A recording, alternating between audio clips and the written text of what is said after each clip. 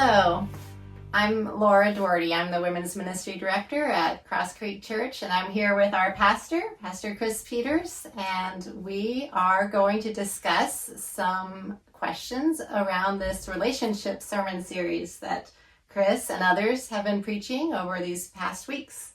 Sounds great. All right, so we're going to dive in with our first question.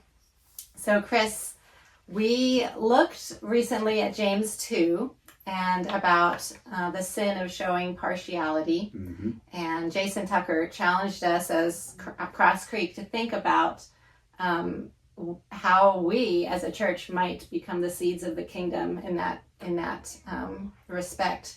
So as we think about partiality, I'm wondering how do you think that poses a struggle for us today in our context here in Hoover, Alabama? Yeah, that was one that Jason Tucker delivered and was really a great message. I thought it was a great one to include in our series because it's probably a little more subtle and we don't always think about it, but it's very clear in the book of James that there is this favoritism, partiality that we sometimes show to each other. And I think we think about financial or socioeconomic in that case, but there's obviously ethnic barriers that we have. There's always some kind of dynamics between us as men and women. And then, of course, another big one is political differences as well that tend to kind of divide us. And the key question, I jotted it down here, to me is to be thinking about it this way: what dynamic in another image bearer of God, would cause me, without knowing anything else about them, to immediately favor or disfavor them. When we think about partiality, I think that's what we're talking about. So what dynamic in another image bearer of God would cause me, without knowing anything else about them, to immediately favor or disfavor them? Maybe that's think really less the of question. them? Right, yes, right. That's a good way to put it. I thought about, it's a topic in the news. I thought about the example related to Charlie Kirk. So whatever everybody thought about his message or and so forth, I have seen a number of responses where people that did vehemently disagree with him nevertheless noted that he treated them, they felt, as a respected human being. Other people may have different perspective on his message, but they felt, and they couldn't help but be drawn to him, to care about him, and were struck by his loss because he had not chosen to let ideological things or even moral things cause him to have a particular favoritism for or against them. He was trying, at least with those individuals, to engage with them that way. And of course, on a more day-to-day basis, we have coworkers, we have neighbors, we certainly have friends and family that we might differ with over significant things, or there's differences of socioeconomics, finances, or we're a man and it's a woman, or a woman and it's a man, and there's those sort of barriers there that can come up. And the fact that we just choose to see each other as image bearers first, and then also kind of, what are those things, maybe assessing ourselves. What's that thing that is causing me to maybe favor or disfavor that person, and zoom out and just seeking to see each other as image bearers of God. In the church body, we've also got a great opportunity to do that, where we move past the things that divide us in terms of what somebody else posted on social media that's different from what we might have said on social media, or what they said in life group about some topic or issue that's maybe negotiable or that we could discuss.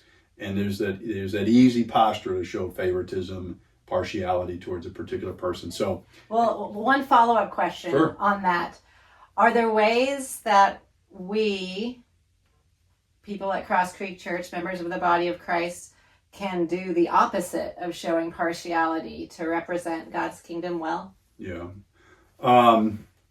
Yes, I think so. And we've tried to do a few things.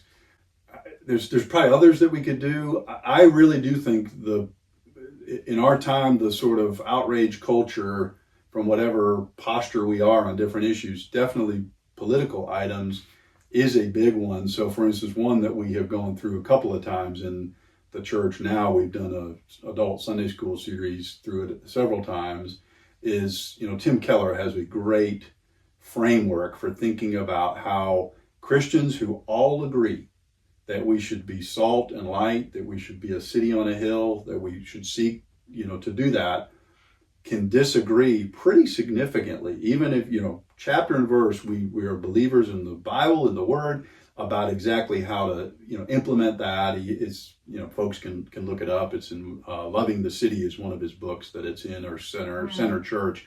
But it talks about the relevant, wanting to be relevant to society, wanting to be transformational in society, wanting to be counterculture. So you're actually a different thing that draws people because you're distinct. And then there's another view called the two kingdoms views as well. And someone doesn't have to know all the details of that, but just understanding that another person with well-meaning good intentions is trying to be salt and light. They just think differently about how that should be done. Yeah. And it's good to have a healthy dialogue about it. And it doesn't mean we should stop pursuing those things the way that we think they should be accomplished. But recognizing, giving the other person the benefit of the doubt. And then the biggest thing that I'm sure anybody would say about our issues of partiality is just anytime we can sit down face to face with someone and ask them, why do you think the things that you think, or what is your experience like? Let's say it is kind of a socioeconomic difference. You sit down, if you're a poorer person and you sit down with somebody of more means, you will quickly realize that they may have problems you never imagined. You assume that their life is perfect because of that. And they may actually have deep and catastrophic problems in their life.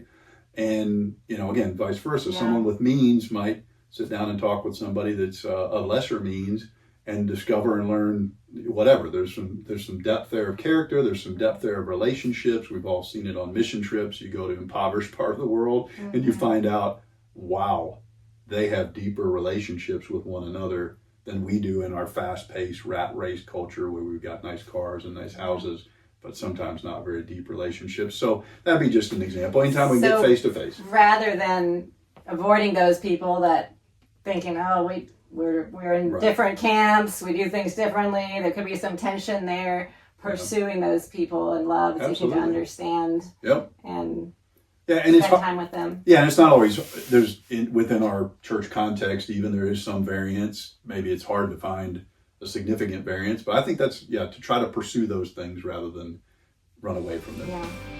Okay.